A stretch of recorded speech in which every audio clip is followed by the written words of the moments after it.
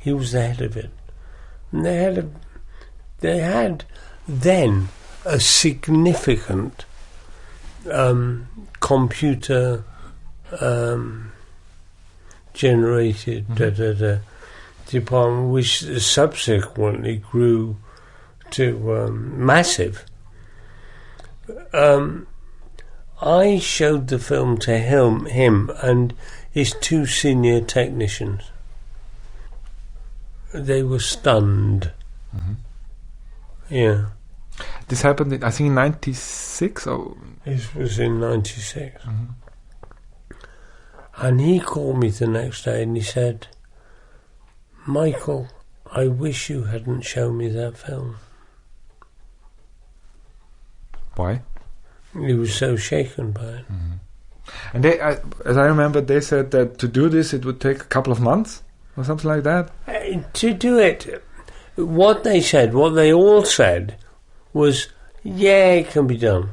It can be done, but they didn't even say which time. We're talking tens of thousands of dollars and a major effort with major technicians and major programs and major facilities. And the idea of it being produced on a wet Sunday afternoon in Wiltshire by this guy who was just a normal guy. By this guy is ludicrous. I mean, this film is just such a strange story because the guy denied it afterwards. Or I once saw, or someone in his place. I mean, well, again, the name of Colin Andrews leaps up because he turned against it and then devoted an enormous amount of energy to proving it to be a fraud, a man-made, and the original maker disappeared, and some other guy popped up who said he was here, he was the guy who made it, and this is how I made it. It is all clouded over with... I mean, again, it's another one of those things that is going into a rabbit hole. You will never reach there at the bottom. But it's on YouTube and everyone can look at it, and I just recommend to do that because it's, I mean... Well, it just... Obviously, that's it just hits you. It hits you. Absolutely. I mean, I used to show it to audiences in LA, and every single time we showed it, it's Hollywood. There are film technicians. Everyone in the audience, everyone is earning their living from the movies. You know? We never once had a single objection to the film.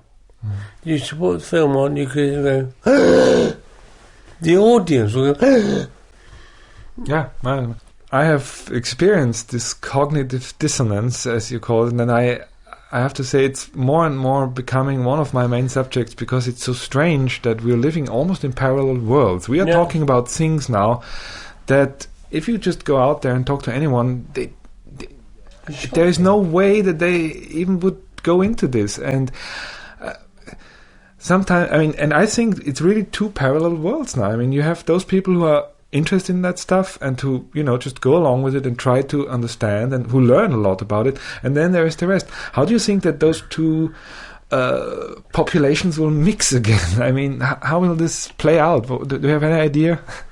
Well, what is interesting is the 4:15 on Thursday hypothesis. Everybody says, no, that's impossible, can't be true. Everybody says, can't be true. It's ridiculous, you're speaking nonsense, you're a madman. Then on 4:15 on Thursday they say, we knew that all along. We knew you were right. There was no doubt in my mind. It's the way humanity works. The Wright brothers could not fly, and then... It was obvious. Every child, every baby in the world knows about aeroplanes. So first, that's a common saying, first they ignore you, then they fight you, and then they say, I knew all along. Yes. So that's what's going to happen. They're just going to say. Yeah. which is okay. I mean, Yeah. but It's just taking a long time. it is taking an enormous long time. I mean, we talked. I remember 2004. I think that's when we made this film that is up on YouTube. And you said you expect tangible contact with extraterrestrial beings within the next 5 years. What would that bring us to? Well, I was wrong. You were wrong, unfortunately. But 2009 was an interesting year. I mean, there was really a lot happening. And I was always thinking about this quote. And I also brought it up on my show. And at the beginning of the year, I said, let's see what happens. And things did happen, actually. But it wasn't... It wasn't a breakthrough, of course. Do you expect that breakthrough? I mean, 2012. That's the big date. Is that like a political ultimatum of them to us, and then they're going to show up? I mean, no, I don't know what it is.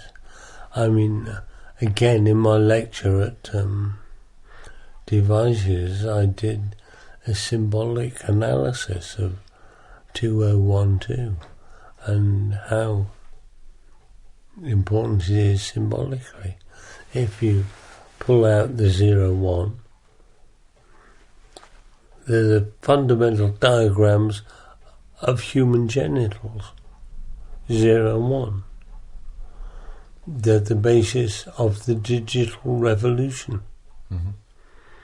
They are the start of the Fibonacci series. 0 and 1. If you move them together, you get phi. Mm-hmm. The golden section. And then you pull out 2 and 2. It's the second number of the master number series. If you reverse one of the 2s and move them together, you get a heart. So all the mere printing of 2 and 1, 2 is massively loaded with symbolic possibility. But that might be entirely peripheral. I don't know. So 2012, from the number itself, is you think is already bearing some significance? Yeah, fantastic significance. Uh-huh. So I mean, at the heart of 2012 is 01. 01 is so rich for human life. Mm-hmm. Yeah, it's going to be... We're going to live through it, and we're going to see what's happening. I mean, it's... coming to this year's season, I mean, we've visited 3 circles. Which 3? We were one at Milk Hill yesterday. Oh. Then... Amazing. Yeah. Then we were... I forgot the name of this chapel. Yes, I know. It's with the pentagram. I think so, yes. And then we were in one circle. We actually were searching another one, and there was suddenly a sign, and we have no idea which one it was. We were inside of it, but that was the first, and it was beautiful.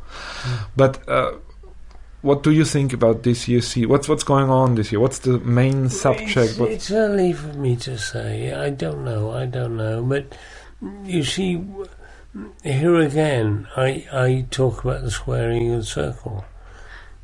And they've gone to cubes. And they're saying we're moving from the 3rd to the 5th dimension. Symbolically, we will move our square to a cube and our circle to a sphere. And there's a great deal of that.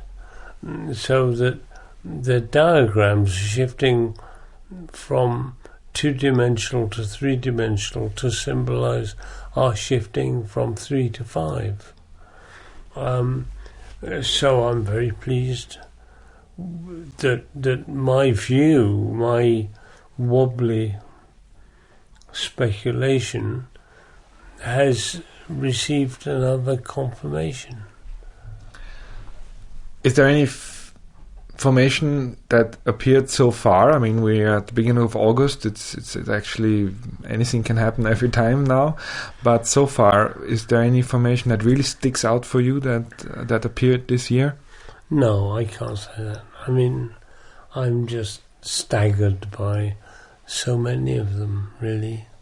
if you go back the last 5 years, what were those events that really captured your attention? What was very important to me was what I call Barbary 2, which was the second Barbary Castle formation, which is on the cover of my book, because that is so rich in meaning. I mean, that squared the circle.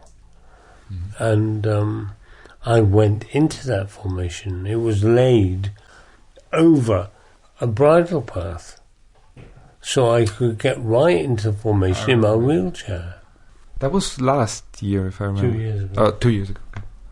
Yeah, so this is of enormous importance to me. I was very happy to see right at the first page, I think, of your book, there is a formation called the angel. What is the significance for you about this formation, about the angel? That I think came in 2003, 4 or something like that. 2001. Oh my God! Yeah, yes, 2001. What do you think? Why is it on the first page of your book? Because it's beautiful. That's right. Yeah. And you've not finished the book yet, but there's a bit in when you come to that chapter, you'll see that angel was reflected on the carpet here. The photograph of it. Really? So, how was this reflection? I mean, from one of these chair legs. I've got it.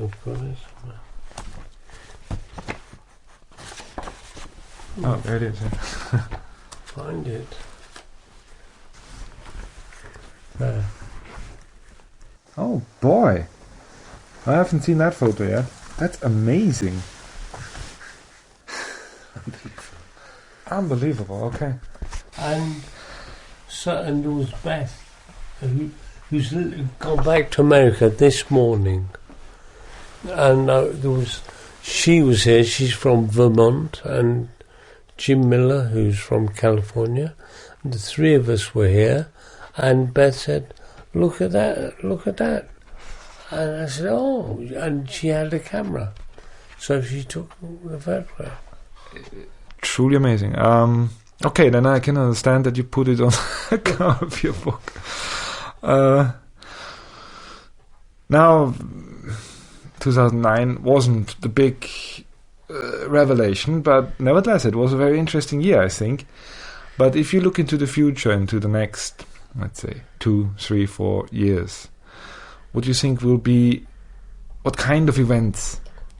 Who bloody knows? I mean, I don't know. I would like to meet them.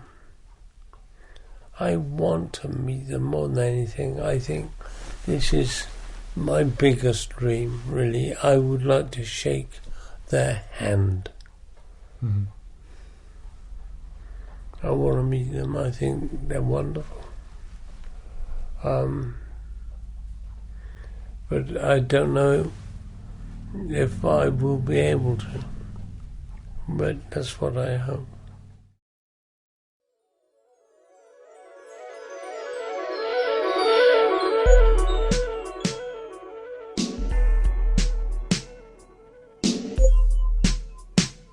Sie hörten Michael Glickman in einem aufgezeichneten Interview vom 3. August 2010.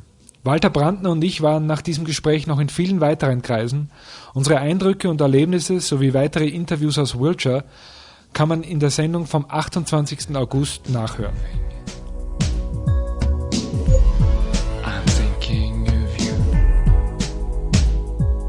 Ich bedanke mich fürs Zuhören und fürs Interesse. Macht es gut.